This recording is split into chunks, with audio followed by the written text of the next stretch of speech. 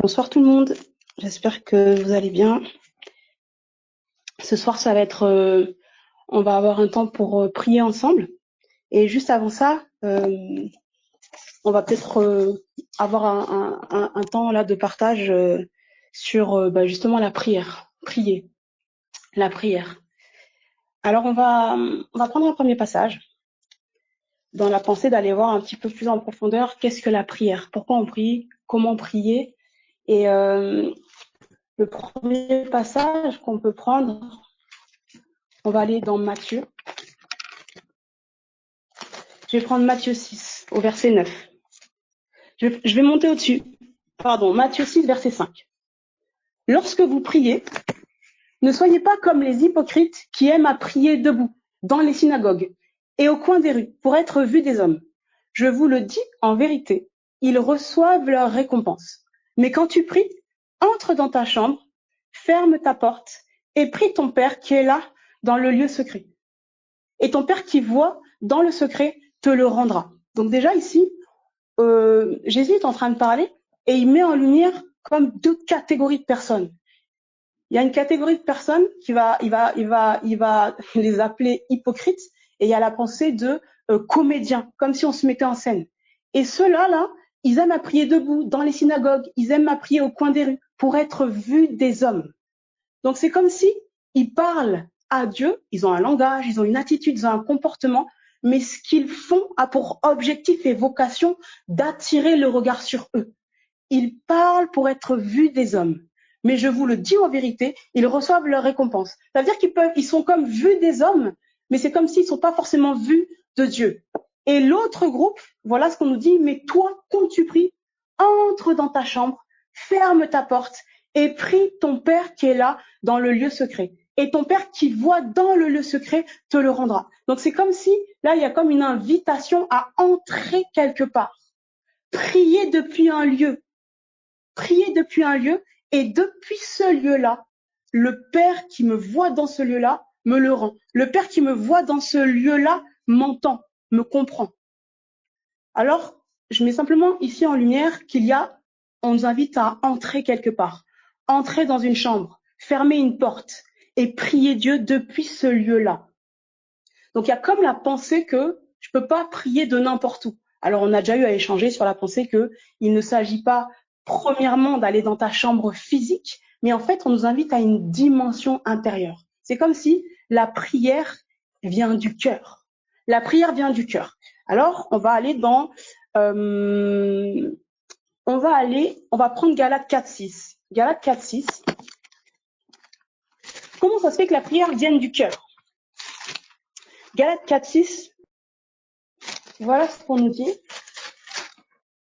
Parce que vous êtes fils, Dieu a envoyé dans nos cœurs l'esprit de son Fils, lequel crie Abba Père.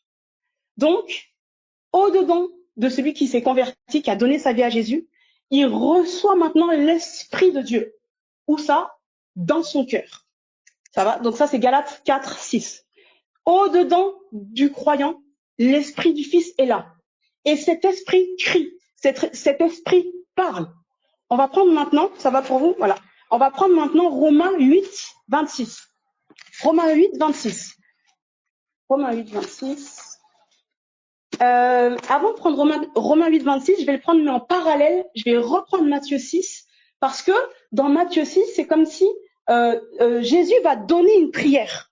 C'est comme si, je pense que vous avez déjà eu cette question, comment prier? Comment je fais pour prier? Je dis quoi? Alors, je parle en langue, je parle pas en langue, je parle en français, je dis ce que je ressens, comment je fais? Comment j'opère? Donc, je prends d'abord Matthieu 6, juste après le passage qu'on a lu au verset 7, on nous dit donc, en priant, ne multipliez pas de vaines paroles, comme les païens qui s'imaginent qu'à force de paroles, ils seront exaucés. Ok, donc là, je suis repartie, désolé, je suis repartie dans Matthieu 6, je suis au verset 7. Je suis en train de continuer à voir la pensée que Jésus donne par rapport à la prière. Donc, il nous a dit, quand tu pries, entre dans ta chambre, ferme ta porte et prie ton Père qui est là dans le lieu secret, et ton Père qui voit dans le secret te le rendra. Ensuite, il dit, en priant, ne multipliez pas de vaines paroles, comme les païens qui s'imaginent qu'à force de paroles, ils seront exaucés. Ne leur ressemblez pas, car votre Père sait de quoi vous avez besoin avant que vous le lui demandiez. Voici donc comment vous devez prier. Et donc là, maintenant, il va donner la prière du Notre Père. Alors, on pourrait se dire, on va tous faire le Notre Père, parce que c'est Jésus qui l'a dit. Mais si on regarde la pensée du Notre Père, tout ce qui est dit dans cette prière-là, ça a été comme accompli en Christ. Et nous, on a reçu un esprit duquel on a été scellé. Et c'est cet esprit maintenant qui prend le relais. Ça veut dire que on va comme apprendre en fait à laisser un esprit qui est au-dedans de nous prier. Ça veut dire que quand j'ai la pensée de cet esprit-là, alors je sais la direction dans laquelle prier. Quand j'entends la voix de cet esprit-là qui est au-dedans de moi, je sais quoi dire en fait. C'est lui qui parle et il le fait au travers de moi. Donc dès lors où j'ai la pensée de l'esprit, alors j'ai les éléments sur lesquels prier. C'est comme si l'esprit lui-même va me communiquer les pensées sur lesquelles prier. Il va me communiquer des fardeaux. Il va me mettre à cœur des choses. Et c'est lui qui intercède. Donc, je vais maintenant prendre Romains 8, 26. Romains 8, 26 nous dira, de même aussi, l'esprit nous aide dans notre faiblesse. C'est en lien avec notre faiblesse. C'est en lien avec notre incapacité. Paul va nous dire, dans 1 Corinthiens, Paul va nous dire, je vais regarder le passage, il va nous dire, l'homme n'est même pas apte à avoir ses propres pensées. Nos pensées à nous sont même pas valables.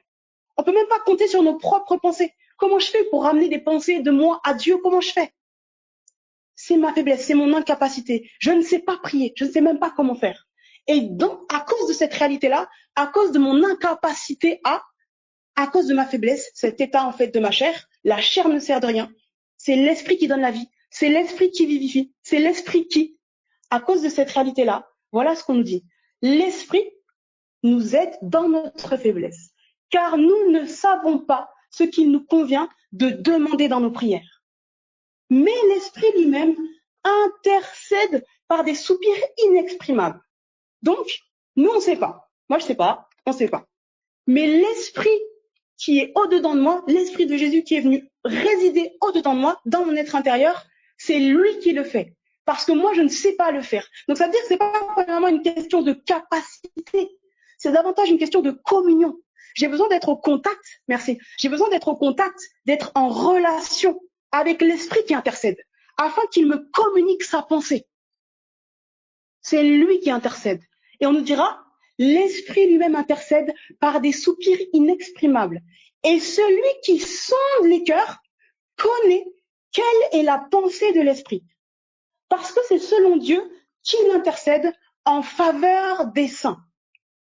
C'est selon Dieu qu'il intercède en faveur des saints. Ça veut dire quoi? J'ai l'esprit de Christ au-dedans de moi. C'est lui qui intercède en faveur des saints. Et Dieu connaît la pensée de l'esprit. Donc en fait, l'esprit intercède et Dieu connaît l'intercession de cet esprit-là. Dieu connaît l'intercession de son esprit en moi. Ça veut dire maintenant, dans mon rapport à l'esprit de Dieu, dans ma communion avec cet esprit-là, on me communique maintenant la pensée de Dieu. On me communique la pensée du Fils. Donc je commence à parler sous inspiration. Je parle selon la pensée de Christ. Je parle selon le témoignage de Christ. Je parle selon l'évangile, en fait. Ça veut dire que les prières qui vont monter à Dieu sont liées à l'inspiration de Dieu qui m'anime. Je vais prendre un passage ici, qui me vient ici. Deux éléments. On va prendre Apocalypse 5. On va prendre Apocalypse 5, verset 8. La prière. La prière, c'est la pensée de l'esprit en moi. C'est l'esprit lui-même qui intercède. Mais il peut me communiquer sa pensée. Je prie depuis ce qu'il m'a dit. Je prie depuis ce que je connais de lui. Et lui intercède en faveur des saints. Et on va voir différents exemples. Et après quoi, on va prier. Alors, Apocalypse 5, verset 8. Je lis. Quand il eut pris le livre, les 4 êtres vivants et les 24 vieillards se prosternèrent devant l'agneau, tenant chacun une harpe et des coupes remplies de parfums qui sont les prières des saints. On nous fait un lien entre le parfum et les prières des saints. Pour ceux qui ont déjà eu un petit peu à lire les Écritures, vous allez voir que dans l'Ancien Testament, dans les pratiques qui se faisaient au temple, on faisait brûler des parfums. On faisait brûler des parfums, on faisait brûler des aromates. Il y avait toute une dynamique de sacrifice de bonne odeur. Sacrifice de bonne odeur. Ça veut dire que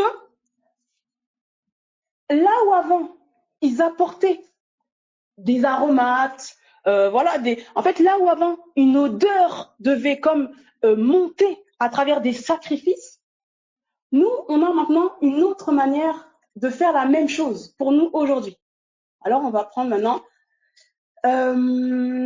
où es-tu? Voilà. Voilà.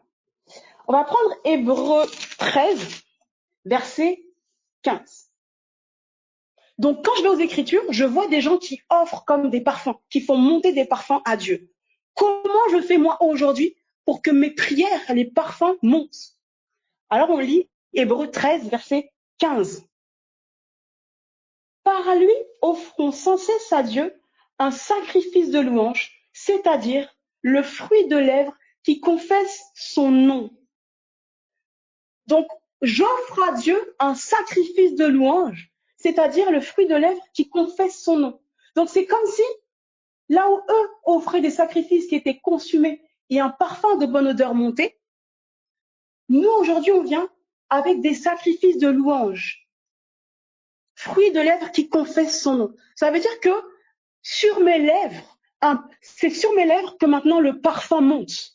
Ce dont je m'entretiens, les paroles. Donc quand je parle en langue, quand je parle en esprit, quand je parle sous l'inspiration de Christ, selon le témoignage de Christ, il y a un parfum qui s'élève.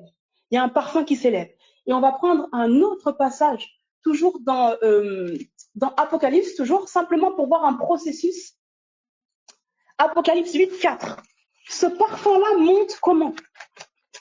Apocalypse 8, la fumée des parfums, donc on sait que pour nous maintenant c'est les prières, monta avec les prières des saints, de la main de l'ange devant Dieu. Et l'ange prit l'encensoir, le remplit du feu de l'autel et le jeta sur la terre. Et il y eut des voix, des tonnerres, des éclairs et un tremblement de terre. Je fais ici simplement un court parallèle et un court lien entre le fait que des parfums montaient et que des anges récupéraient comme ces parfums. Et ensuite, il y avait un processus où on nous dit, l'ange prit l'encensoir, le remplit du feu de l'autel et le jeta sur la terre. Donc c'est comme si des prières montaient et du feu descendait. Je pense que ça vous fait penser à quelque chose. Des prières montaient et du feu descendait. Et ça se traduisait par différentes choses, des voix, des tonnerres, des éclairs et un tremblement de terre. C'est comme si on voit ce processus-là se répéter dans beaucoup d'épisodes des Écritures sous différentes formes. Quand je suis en prière, quand on se tient en prière, des parfums montent, parfums de bonne odeur. Pourquoi? Parce que c'est le témoignage de Christ, c'est la pensée du Fils, c'est ce que l'Esprit met à cœur, c'est l'intercession de l'Esprit qui un feu qui descend, une réponse. Dieu agrée le feu qui descend. Et ce feu-là se traduisait en fait sous différentes formes. Je vais prendre un passage ici qui témoigne en fait de cette réalité-là. Je vais aller voir déjà dans les Écritures, on va voir Jésus prier. On va voir Paul prier. Et c'est toujours en lien avec un état de faiblesse. Jacques va nous dire que celui qui souffre prie. Donc, la souffrance a pour vous. Dans la souffrance, je suis attendu dans une certaine posture. La prière. On a vu tout à l'heure, dans ma faiblesse, dans mon incapacité, je suis attendu en prière. Donc, on va juste prendre Jacques 13. Vous allez voir que tout est occasion pour nous de prier. En fait, chaque circonstance va susciter des dires dans mon cœur. Chaque circonstance va susciter des pensées. Les circonstances que je vis, une multitude d'esprits vont me solliciter. Et moi, comme je suis en communion avec l'Esprit de Christ, c'est à sa voix, à sa pensée que je veux donner suite. Que sur mes lèvres soit la bonne odeur de Christ, le parfum de Christ, la connaissance de Christ, afin que ce soit lui qui soit sollicité. C'est lui que je veux invoquer dans ma détresse. C'est à lui que je veux faire monter mes offrandes dans la souffrance. Alors je lis Jacques 5. verset 13. Quelqu'un parmi vous est-il dans la souffrance? Qu'il prie. Qu'il prie. Quelqu'un est-il dans la joie? Qu'il chante des cantiques. Je vais lire un peu plus loin. La prière, donc verset 15, de la foi sauvera le malade, et le Seigneur le relèvera, et s'il a commis des péchés, il lui sera pardonné. Confessez vos péchés les uns aux autres, et priez les uns pour les autres, afin que vous soyez guéris. La prière fervente du juste a une grande efficace. Il y a une notion de ferveur, il y a une notion de persévérance. Et on nous dira juste après ce passage-là, Élie était un homme de la même nature que nous. Il pria avec instance, il pria avec persévérance pour qu'il ne plût point, et il ne tomba point de pluie sur la terre pendant 3 ans et 6 mois. Puis il pria de nouveau, et le ciel donna de la pluie, et la terre produisit son fruit. Que celui qui souffre prie. La souffrance, c'est comme un appel. On m'attend dans l'intercession. Ça veut dire des paroles qui montent à Dieu. Un cœur tourné vers lui alors que ma chair crie. Un cœur tourné vers lui alors que ma chair crie. On va prendre l'exemple de Christ par rapport à ça. On va prendre l'exemple de Christ. Donc simplement pour refaire le chemin rapidement, on a vu, il y a plusieurs manières de prier. Mais c'est pas premièrement une attitude extérieure. Je peux prier de l'extérieur. Avec des phrases, des tournures, des stratégies. Je peux faire ça de l'extérieur. Mais c'est comme si Matthieu nous disait, il y a un lieu du dedans. Il y a une manière de prier avec mon cœur, avec mon être intérieur, connecté à la pensée du Fils. C'est l'Esprit qui intercède. C'est l'Esprit lui-même qui le fait. Mais il le fait au travers de moi. Il le fait au travers de nous, par sa pensée. On a vu aussi que l'Esprit du Fils étant au-dedans de nous, l'intercession part du dedans. La pensée du Fils qui m'est communiquée, c'est l'intercession qui m'est communiquée. Je prie depuis ce qu'il m'a dit. Je prie depuis l'Évangile, depuis la révélation que j'ai de Christ. On a vu aussi que ma chair, je suis incapable, je suis faible, je ne sais pas ce qu'il faut dire, je ne sais pas comment il faut le dire, je ne sais pas ce qu'il convient de demander. Mais l'Esprit le sait. Et il me communique la pensée du Fils, parce qu'on est en communion, on fait un. On a vu aussi que lorsque je prie, c'est en fait un sacrifice de bonne odeur. C'est un parfum qui monte. C'est un sacrifice de bonne odeur. Et on a vu aussi que les anges interviennent. L'intercession fait bouger le monde angélique. L'intercession fait bouger le monde angélique. Et l'intercession, on a vu aussi que c'était en lien avec une notion d'incapacité, de faiblesse, et là aussi de souffrance. Alors on va simplement aller voir Jésus dans Matthieu 26, verset 42. Matthieu 26, verset 42. Un peu avant d'ailleurs, on va prendre un petit peu plus haut. Et puis on ira voir Corinthiens. Matthieu 26, on arrive en fait à Gethsémane, juste avant que Christ aille sur la croix. Je lis, voilà, verset 36. Là-dessus, Jésus alla avec eux dans un lieu appelé Gethsémane. Et il dit aux disciples, asseyez-vous ici pendant que je m'éloignerai pour prier. Il prend avec lui Pierre, Jacques et Jean. Il commença à éprouver de la tristesse et des angoisses. Il leur dit alors, mon âme est triste jusqu'à la mort. Restez ici et veillez avec moi. Restez ici et priez avec moi. Voilà le soutien pour une âme. Quand mon âme est triste jusqu'à la mort, voilà la posture que le Fils a pris. Prière. Que celui qui souffre prie. Puis, ayant fait quelques pas en avant, verset 39, il se jeta sur sa face et pria ainsi, : Mon Père, s'il est possible que cette coupe s'éloigne de moi. Toutefois, non pas ce que je veux, mais ce que tu veux. Et il vint vers les disciples qu'il trouva endormis. Et il dit à Pierre, vous n'avez donc pu veiller 1 heure avec moi. Veillez et priez, afin que vous ne tombiez pas dans la tentation. L'esprit est bien disposé, mais la chair est faible. Donc on voit ici quoi ? Il prie Dieu. Et il y a une notion de renoncement. Pas ce que je veux, mais ce que tu veux. C'est comme s'il va aligner ses dires au dire du Père. Son âme est angoissée, mais il sait ce qui est attendu de lui. Il connaît la pensée de Dieu. Il connaît la pensée de l'Esprit pour sa circonstance. Et on voit de l'autre côté, veiller et prier afin que vous ne tombiez pas dans la tentation. Donc, il y a un enjeu de demeurer.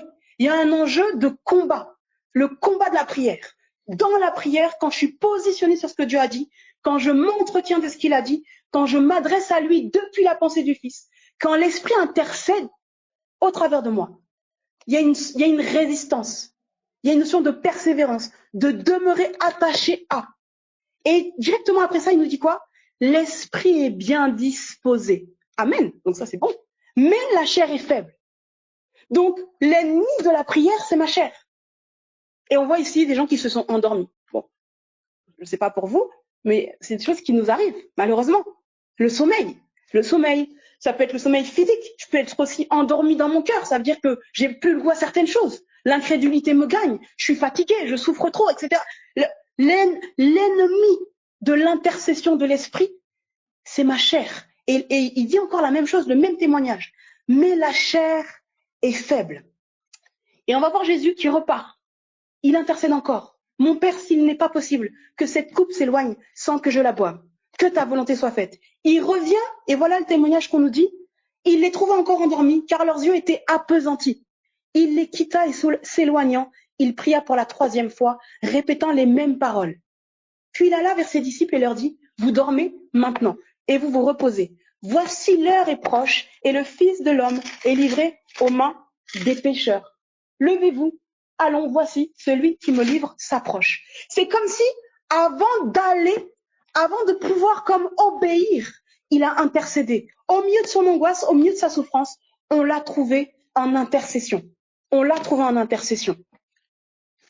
Donc ça vient comme nous montrer la posture qui est attendue de nous, pour nous et vis-à-vis des autres. On a vu tout à l'heure, l'Esprit intercède en faveur de tous les saints.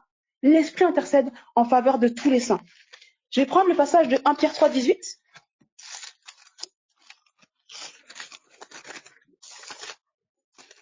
Voilà ce qu'on nous dit dans 1 Pierre 3, 18. Christ aussi a souffert une fois pour les péchés.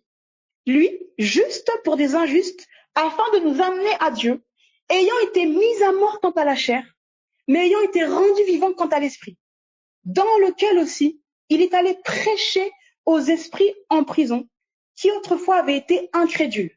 Et on pourrait continuer, mais c'est cette partie-là qui me venait à l'esprit. Quand Christ a souffert, juste avant la croix, on voit Christ qui prie. Il prie, ensuite il est comme rendu capable d'obéir. Il est comme fortifié. Là, j'ai pris le passage dans Matthieu 26, mais on nous dira dans un autre évangile qu'un ange vint pour le fortifier. Il y a une rencontre qui s'est faite quand Jésus a intercédé à Gethsémane. Il a été fortifié. Je vais regarder si je peux le trouver, ça va être dans Marc. Il a comme été fortifié par la venue d'un ange afin d'être rendu capable, afin de marcher par l'esprit. Alors, je vais aller voir dans Marc. Je ne sais pas si c'est Marc qui nous rend ce témoignage-là.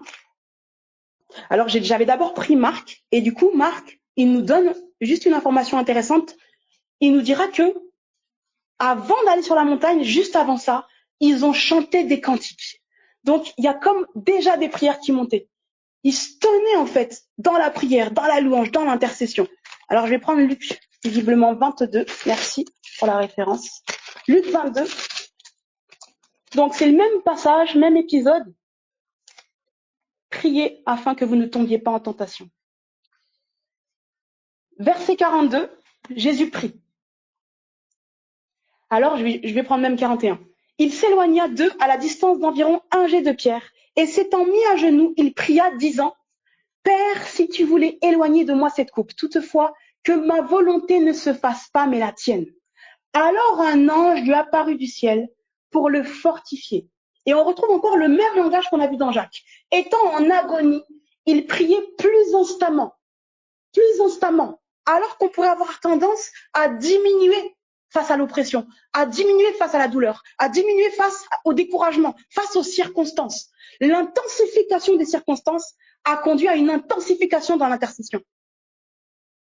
Il y a comme ce que je vis dans la chair me pousse dans l'esprit. La tribulation de la chair, les difficultés, les choses terrestres, l'état des circonstances extérieures me pousse dans l'intimité de la prière. Et donc, Je voulais simplement mettre ici en lumière le fait que dans ces temps d'intercession-là, il a été visité. Il a été visité. Il a été fortifié. Ça veut dire que c'est notre attente. Pourquoi je vais prier? Je suis en train de souffrir. Pourquoi je vais prier? On pourrait faire tellement d'autres choses. Ou j'ai quelqu'un à cœur. Pourquoi je vais prier? Je suis dans cette attente. Je m'attends à être visité. Je m'attends à être fortifié. Là, c'est un ange qui vient. Je peux avoir une pensée qui me vient. Je peux avoir un chant qui me monte. Je peux avoir une vision. Il peut se passer tellement de choses. Je peux entendre une voix. Il peut se passer tellement de choses. Le lieu de la prière, c'est le lieu de la rencontre. Et c'est ça qu'on voyait avec Matthieu tout à l'heure. Dans ta chambre, ferme la porte. Déconnecte-toi des choses extérieures. Centre-toi sur ce que je t'ai dit. Garde mon témoignage à cœur. Garde les yeux sur ma promesse. Rappelle à ton cœur ce qui me concerne. Mets sur tes lèvres mon témoignage. Et je me rencontrerai. J'arrive. C'est là où il vient. Il vient sur sa pensée. Dieu bouge sur ce qu'il a dit. Donc quand je m'attache à ce qu'il a dit, je m'attache à lui. Quand je m'attache à ce qu'il a dit, ces messagers sont envoyés. Ces messagers bougent. Donc, la prière, avec la notion de la prière, il y a une notion d'attente. Je m'attends à toi, je m'attends à une pensée de toi, je m'attends à être fortifié, je m'attends à recevoir quelque chose. Je m'attends à lui. C'est à lui que je m'attends. Donc, il y a comme une disposition de cœur de prière. La prière, c'est mon attente. C'est l'expression de mon attente envers Dieu. Je m'attends à toi, donc je prie. Je suis dans la faiblesse, donc je prie. Je suis dans la souffrance, donc je me tourne vers toi. Je suis dans l'angoisse, donc je te cherche. Et je te cherche dans ce que tu m'as dit, dans ce dont tu m'as témoigné, dans ce que je connais de toi. Alors pour terminer rapidement, on va prendre 2 passages. On va aller d'abord dans Éphésiens 1 et on prendra aussi Philippiens 1. Quand vous prenez les lettres de Paul, vous allez voir beaucoup, Paul priait beaucoup. Et dans ces lettres aussi, il décrétait des prières sur les gens. Il posait des paroles. C'est comme si il avait à cœur les gens. Les gens pesaient pour lui. Il y avait des circonstances difficiles et il était dans l'intercession. L'Esprit de Christ l'animait de penser vis-à-vis des gens, vis-à-vis des cœurs. Alors, je vais prendre par exemple Éphésiens 1, verset, verset 16. Éphésiens 1, 16. Je ne cesse de rendre grâce pour vous, faisant mention de vous dans mes prières. Donc, je peux faire mention des gens. Je cite les gens. Je parle sur eux comme Jésus parle sur eux. Je dis sur eux la pensée que Christ m'a donnée. Je parle en langue avec des gens à cœur. J'ai des intentions. La prière, c'est un lieu où j'écoute la pensée de Dieu et c'est aussi un lieu où je parle la pensée que j'ai entendue. C'est un lieu où je reçois des choses. C'est un lieu où je m'attends à entendre, je m'attends à être visité, je m'attends à ce qu'on me communique quelque chose. C'est un lieu où on va ouvrir mon oreille. C'est un lieu où on va me communiquer des pensées, me communiquer des visions, me communiquer des révélations. C'est un lieu où je combats, je me tiens en prière. On va voir ces éléments-là rapidement et puis après on va bien entendu pratiquer. Donc, je ne cesse de rendre grâce pour vous, faisant mention de vous dans mes prières. Pourquoi il fait mention? Il y a une vocation, il y a un but, il y a une intention. Je fais mention de vous afin que le Dieu de notre Seigneur Jésus-Christ, le Père de grâce, de gloire, vous donne un esprit de sagesse et de révélation dans sa connaissance, et qu'il illumine les yeux de votre cœur pour que vous sachiez quelle est l'espérance qui s'attache à son appel, quelle est la richesse de la gloire de son héritage qu'il réserve aux saints, et quelle est envers nous qui croyons l'infinie grandeur de sa puissance, se manifestant avec efficacité par la vertu de sa force. Et on pourrait continuer. Voilà l'objet de ces prières. Que les yeux s'ouvrent, que ce cœur comprenne, que ce cœur soit illuminé, que la connaissance de Christ soit ajoutée. C'est un exemple. Vous voyez, c'était la direction qu'on avait prise la dernière fois. Ouvre mes yeux, Seigneur. Ouvre nos yeux, que l'Église voit. Si mes yeux s'illuminent sur cette circonstance, je change. Vous voyez? On va prendre un autre exemple dans Philippiens.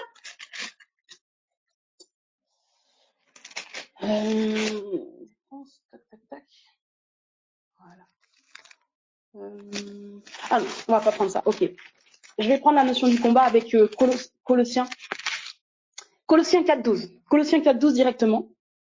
Voilà encore ce qui nous est dit concernant la prière. Épaphras, qui est des vôtres, vous salue, serviteur de Jésus-Christ.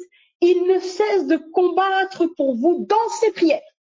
Ça veut dire que quand vous voyez Paul qui écrit ce qu'il prie, c'est sa manière de combattre pour les gens. C'est sa manière de combattre pour ceux qui souffrent. C'est sa manière de combattre ceux qui sont dans l'angoisse, ceux qui sont dans la souffrance, ceux qui sont dans l'ignorance. Ma manière de combattre, mon combat, ma participation au combat des autres, c'est combien je me positionne dans la pensée du Fils pour eux. Est-ce que j'ai entendu ce que le Seigneur dit de cette circonstance? Oui, alors je peux parler, je peux prier.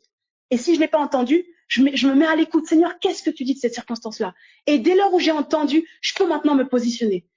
Que ce soit comme ça, que ce soit comme ça. Merci Jésus pour ça. Que cette chose soit renversée, que cette chose soit établie.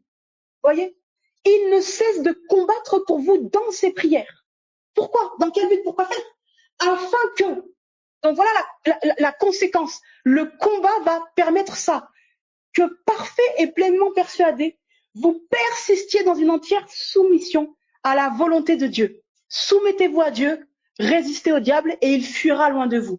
C'est en lien avec la prière. Je prie, donc une œuvre se fait, une œuvre de persuasion du cœur, une œuvre de perfectionnement des saints, afin que vous persistiez dans une entière soumission à la volonté de Dieu. Donc se soumettre à Dieu, c'est en lien avec la prière. Donc, lorsque je ne suis pas soumise, c'est un appel à l'intercession. C'est pas un appel à essayer de mieux faire. C'est un appel à l'intercession. J'ai besoin d'entendre ce qu'il dit, comment lui voit les choses. Quelle est la vision? Quelle est sa pensée? Quelle est la pensée du Fils pour ma circonstance? Et lorsque je prie, cette pensée maintenant vient s'édifier au-dedans de moi, afin qu'une œuvre de persuasion se fasse en moi, la foi grandissant dans mon cœur, je persiste, je persévère dans une entière soumission à la volonté de Dieu. Donc voilà pourquoi la prière c'est difficile. Quand je dis difficile, c'est combattu. Pourquoi je suis combattue? Pourquoi il y a des difficultés? Pourquoi je m'endors? Pourquoi j'oublie? Pourquoi je dis que je prie mais je prie pas? Pourquoi il y a tout ça? Parce qu'il y a un enjeu de soumission à la volonté de Dieu. Donc il y a un enjeu de résistance à la tentation, de résistance au diable. Combattre dans la prière. Combattre dans la prière. Et on sait que les armes avec lesquelles nous combattons, elles ne sont pas charnelles, mais elles sont puissantes par la vertu de Dieu. Elles sont puissantes par l'esprit. Donc quand je prie, ma chair est faible. Je suis comme dans l'incapacité. Je fais rien avec mon corps. Je dirais que ça paraît faible, ça paraît inutile, ça paraît vain. Mais c'est là où la puissance de Dieu est déployée. Moi, je me tiens en prière et les anges de Dieu bougent autour de la pensée du Fils pour opérer. Luc 22, 32. Jésus lui-même a prié pour nous. L'Esprit lui-même intercède en nous, en faveur de tous les saints. Luc 22, verset 31. Le Seigneur dit, Simon, Simon, Satan vous a réclamé pour vous cribler comme le froment. Mais j'ai prié pour toi, afin que tu échappes, non, que ta foi ne défaille point. L'intercession, elle vise la fortification d'une foi, qu'un cœur continue de faire confiance à Dieu, qu'un cœur continue de s'attendre à Dieu, qu'un cœur continue de se confier dans le témoignage que Christ a donné, qu'un cœur soit fortifié et édifié dans la confiance en Dieu. J'ai prié pour toi, afin que ta foi ne défaille point. Et toi, quand tu seras converti, affermis tes frères. Donc, les criblages peuvent arriver, les réclamations peuvent se dresser, oui. Mais nous, on prie pour que la foi ne défaille pas, afin qu'on soit nous-mêmes source d'édification et d'encouragement pour d'autres. Je vais terminer avec 1 Corinthiens 14, verset 2. Celui qui parle en langue ne parle pas aux hommes mais à Dieu, car personne ne le comprend. Et c'est en esprit qu'il dit des mystères. L'esprit intercède. Quand je parle en langue, je ne parle pas aux hommes mais à Dieu, car personne ne le comprend. C'est en esprit qu'il dit des mystères. Celui qui prophétise, au contraire, parle aux hommes, les édifie et les exhorte. Celui qui parle en langue s'édifie lui-même. Celui qui prophétise édifie l'Église. Donc, je mets simplement ici en lumière un enjeu d'édification. Il y a un enjeu d'édification. Quand on se tient en prière, il y a un enjeu d'édification. Quelque chose se bâtit en moi, tandis que parfois les circonstances extérieures semblent identiques. Il y a une œuvre qui s'opère au-dedans. Édification en moi, édification en l'autre, édification des saints. Une œuvre se fait au-dedans qui va provoquer des transformations et des changements au dehors. À mesure où l'œuvre se fait au dedans, des choses vont commencer maintenant à s'aligner au dehors. Ce qui se fait au dedans de moi va aussi se traduire et se manifester au travers de moi. Donc, la prière, le lieu de la prière, c'est la pensée du Fils. J'intercède depuis la pensée du Fils, depuis ce que j'ai entendu de lui, depuis ce qu'il m'a révélé, depuis ce qu'il m'a dit concernant telle personne, tel cœur, telle circonstance, telle situation. Dans la souffrance, dans l'angoisse, dans la conscience de mon incapacité, je prie, j'intercède. Et l'Esprit lui-même intercède en faveur de tous les saints. L'Esprit lui-même intercède en faveur de tous les saints. C'est comme si Jésus lui-même a intercédé pour tous les cœurs et on ne fait que se brancher à son intercession. Christ continue d'intercéder pour les âmes à travers son corps que nous sommes. Et donc, j'insiste sur cette pensée-là, le combat de la prière. C'est pas moi qui combat, non. L'Esprit lui-même intercède. Donc, ça veut dire aussi, l'Esprit lui-même combat. L'Esprit lui-même console. L'Esprit lui-même guérit. L'Esprit lui-même révèle. L'Esprit lui-même édifie. L'Esprit lui-même renouvelle, restaure. Vous comprenez? Ma posture d'intercession permet à l'Esprit d'opérer au-dedans de nous et au milieu de nous, au travers de nous. Voilà. Donc voilà, en tout cas, la pensée pour ce soir de l'intercession. Et on va prendre du coup un temps pour prier. Pour prier. Si tu souffres, prie. Si tu as des circonstances dans lesquelles tu vois ton incapacité, prie. Mais pour prier, j'ai besoin de connaître la pensée de Christ. Seigneur, quelle est ta pensée pour ma situation? Quelle est ta pensée pour ma circonstance? Je veux te voir, j'ai besoin de t'entendre. Parle à mon cœur, afin que je puisse parler comme toi. Et que tes anges opèrent. Que ta pensée, Seigneur, soit libérée. Enseigne-moi, éduque-moi, renouvelle mon cœur. Communique-moi ta pensée. Je veux prier depuis le lieu de ta pensée, depuis le lieu de ta connaissance. Intercède au travers de moi. Donc ça veut dire que quand on est en prière, on permet au Saint-Esprit, on laisse l'Esprit intercéder au travers de nous. Par des paroles intelligibles, français, en tout cas la langue que tu parles, ou par les langues. J'ai une intention. Je m'attends à toi. Seigneur, je m'attends à toi. Je m'attends à ta révélation. Je m'attends à ta visitation. Je m'attends à entendre ta pensée. Je tends l'oreille vers toi.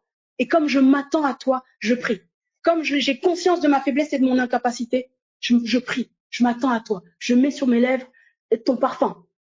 Le parfum de ta connaissance. Ce que tu es. Qui tu es. Je parle de toi. Je mets sur mes lèvres ton œuvre. Et lorsque j'ai ta pensée, je parle comme toi sur les circonstances. Je parle comme toi. Tu as mis l'autorité sur nos lèvres.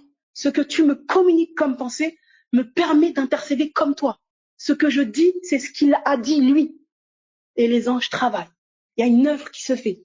Et lorsque les choses sont encore invisibles, je suis dans la confiance qu'une œuvre s'opère au-dedans, dans l'invisible, dans le cœur. Et puis tout à coup, il y a des tout à coup. Une apparition, une révélation, une manifestation. Mais c'est le fruit d'une édification au-dedans. Voilà. Donc, on va prier. Il y a des directions, je pense, qui vont être données. Soyez fortifiés, encouragés.